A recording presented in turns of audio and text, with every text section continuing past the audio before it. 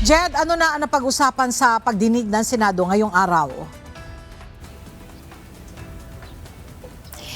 Una sa napag-usapan ng Senate Committee on Basic Education ay kung ano yung mga ginagawang hakbang ng Department of Education kapag ganitong may nakikita silang insidente ng bullying, particular na sa mga pinupost sa social media, at kung ano yung ginagawa nilang pagtugon o pagtulong dun sa mga batang nabubuli o tsaka naman doon sa mga nambuli.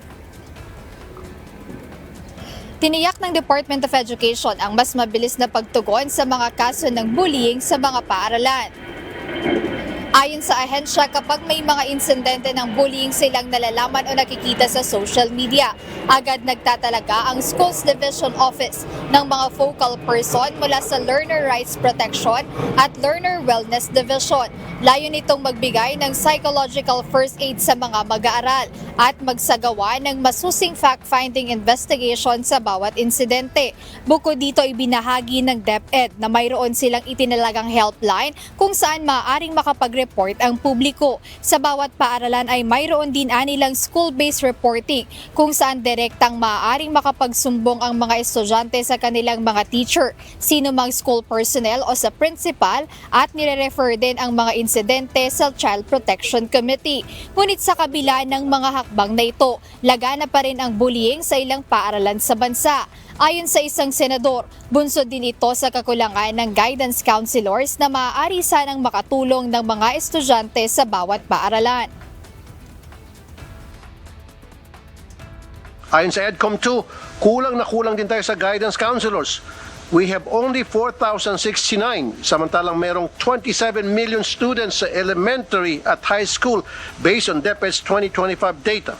Ibig sabihin, malayo tayo sa ideal rate na 1 guidance counselor to 250 students. Kailangan pa natin ng 50,000 additional guidance counselors to handle psychosocial problems of students, especially cases of bullying.